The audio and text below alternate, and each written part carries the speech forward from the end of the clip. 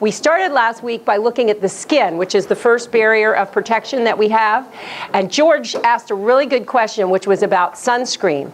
Because what we discussed last week is we have to be, realizing that our skin is the largest organ of our body, and that what we put on our skin actually does enter our system in a lot of cases. Not all cases, but a lot of cases. Whatever we put on our skin actually is able to get into our blood supply. Some of them, the toxins can be stored in our fat cells, which is dangerous long term. And so we have to be careful what we put on our skin. It's very important. And I mentioned to you that if you stayed away from soaps that have sodium lauryl sulfate in it and shampoos and stuff, that sometimes that is a safer thing to do, and that you can find more natural things to put on your skin as far as lotions, etc. Well, George asked the very pointed and good question about sunscreen, because here in South Florida we actually spend a lot of time putting sunscreen on our skin, don't we? Well, some of you don't, okay, but some of you do. And I know personally that when we go on the boat, I put sunscreen on. That's the first thing I do when we get out on the boat, is put sunscreen on, because I don't like being sunburned. I got past it when I was about 17. I decided I no longer liked being sunburned. Up until then, I thought it was cool, but then I got over it. And so the sunscreen issue is a really good question, and I did do a little research on it. And because I had heard before that now they say that people that use sunscreen, they find it in their fat cells, they find it in their bloodstream, because it really is going into our bodies. And there were a couple of articles on it, but one of them actually mentioned that there are, and I brought the pieces that I need, there are 17 individual sunscreen ingredients that the FDA approved, 15 out of the 17 of the chemicals that are in sunscreen. Out of those 15 that are approved, out of the 17 that are 15 are approved, out of the 15 that are approved, 9 are known to be what's called endocrine disruptors. Now, I know that's probably totally off most of your radar. The endocrine system is talking about our glands.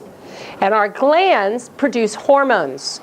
And hormones are very important to a lot of different functions in our body, because they tell different parts of our body what they're supposed to be doing. And hormones do a whole lot more than just reproductive areas of our life. They have to do with all sorts of areas of our life, including whether we have energy or not, et cetera, et cetera. The hormones are just involved in almost every aspect of our lives. And so when you have an endocrine disruptor, you have something that's messing with your hormones. And that's not good. And as I read on, and I found it at least in 2 places, and actually I didn't have a lot of time. I was only able to research 2 or 3 places. But in both places that I researched, it actually mentioned that when we use regular sunscreen that have these endocrine disruptors in them, the 9 that do, that they find that normal reproductive development isn't the same. Now that's scary to me. That means young women and young men, as they go through puberty and they're maturing, that they do not mature the same way, because if they've had a lot of sunscreen put on them with these endocrine disruptors in them, that it can actually affect how we develop. And I don't know about you, but I would feel awful if I did that to my child, not knowing, thinking I'm protecting my kid and slathering sunscreen on them, and then find out later that I've caused them an issue. So that really is important. This particular article said to, and I saw 2 articles that said to stay away from anything with oxybenzone in it. So you can actually look in the ingredients, but that's one you definitely want to stay away from. If you look at the sunscreen and you see that in the ingredients, you don't want that one. You want to get a different one. They said that they found this, the problem is they found it in nearly all the sunscreens they looked at. And that this one penetrates the skin, it causes skin allergies, and it definitely has the endocrine disruptors, the hormone disruptors in it. And the problem is it's found in most sunscreens. The one that was considered safest by the different sites that I looked at, zinc oxide and titanium dioxide. This is supposed to be safe. This is supposed to not go into your tissues. It stays topically. It's also supposed to look the worst. You ever seen the people with the white across the nose? That's this stuff. But, yeah, I know everybody goes, oh, I don't want to wear that. But they're supposed to be now starting to grind. This comes from a rock. That's why it's safe, because it just sits on top of your skin and it actually reflects back the sun's rays from what the reading I did. And so now, because people don't want to use it, but it is safer, they're starting to grind it up finer and putting it in a clear carrying agent, so that there are some brands now that have this as their active ingredient, but they're no longer the obnoxious, oh my goodness, I look like a white monster. Okay, so you may want to look for that, because that one was considered safe in multiple articles. Now, it really is important, because some of us do wear sunscreen, and